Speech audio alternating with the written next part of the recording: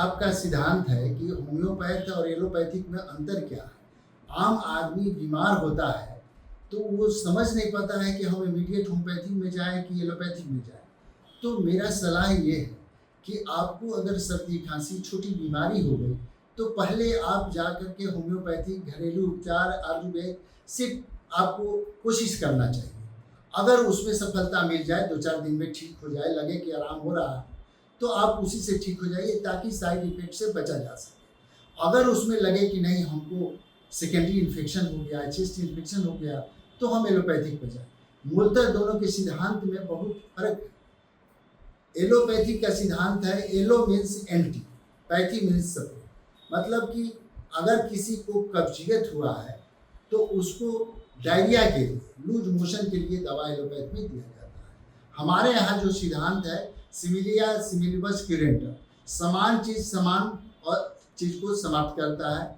विषय विषय में औषधि, मैंने 20 को मारता है। तो दोनों के सिद्धांत में बहुत फर्क है। तो हम लोग का सिद्धांत एकदम ये है कि जिस चीज़ का रोग आपके बॉडी में है तो हम लोग मेडिसिन उसी रोग पैदा करने के देते हैं, लेकिन ज़्यादा शक्ति में देते हैं।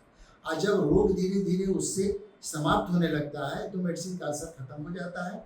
लेकिन एलोपैथिक में क्या होता है कि अगर कब्जियत है तो डायरिया की दवा दे देंगे और डायरिया से परेशान हो जाएगा आदमी, और फिर उसको ये मैंने पानी की कमी हो जाएगी बॉडी में, सुस्त हो जाएगा रोगी, फिर उसको फ्लूइड चढ़ाना पड़ेगा।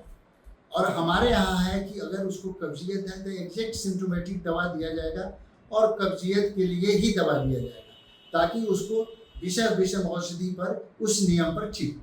तो दोनों के सिद्धांत में बहुत फर्क है। एक एंटी पद्धति है और एक सिमिलर पद्धति है।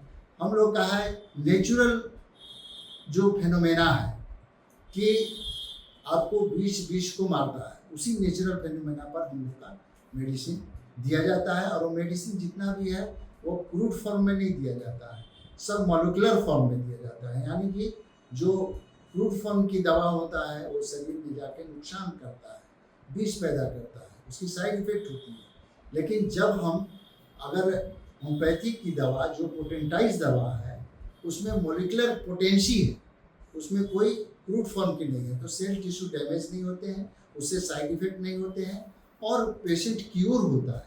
उसके ठीक होने के बाद उसको कोई भी सुस्ती, कोई कमजोरी, भूख की कमी, अनिद्रा, ये सब साइड इफेक्ट नहीं होते हैं। आप देखते होंगे कि एलोपैथी की दवा दी जाती है तो एक रोग इधर से ठीक हो रहा है, दूसरा स्टार्ट हो रहा है। तो इस तरह दोनों में अंतर है। तो इसको आप बात से समझ सकते हैं कि हमको एलोपैथिक दवा खाना है या होम्योपैथिक दवा खाना है। ये आप निश्चित करना है, आपको सोचना है, तब जाके इलाज करना है। अब भारत सरकार ने एक जगह एक अम्ब्रेला के तहत सभी का इलाज के लिए आपकी व्यवस्था की जा रही है। यानी एलोपैथिक, आयुर्वेदिक, यूनानी, होम्योपैथिक, योगा, सब जगह का व्यवस्था एक ही प्लेटफॉर्म, एक ही हॉस्पिटल में मिलेगा। आपको डिसाइड करना है हम किस डॉक्टर के पास जाएं, होम्योपैथ के पास जाएं, एलोपैथ के पास जाएं, आयुर्वेद के पास जाएं। तो ये गवर्नमेंट की व्यवस्था हो रही है कि आपको सारा पद्धति की दवा दी जा रही है और डॉक्टर आपको उपलब्ध रहेंगे। आपको डिसाइड करना है कि हमारी रोग जो है किस डॉक्टर से ठीक होने वाली है। तो आपको भी एजुकेट होना पड़ेगा। ऐसे नहीं कि कहाँ भीड़ लग रहा है, भाई वो डॉक्टर वो भट्टाचार्य हैं उनके पास काफ़ी भीड़ लगती है, चलिए वहाँ हम लोग लाइन लगा दें। कभी देखते हैं गैस्ट्रोलॉजी के अच्छे डॉक्टर हैं, अच्छा वहाँ भीड़ भोर से लगती है, वहाँ हम लोग भी भोर पर भीड़ लगा दें।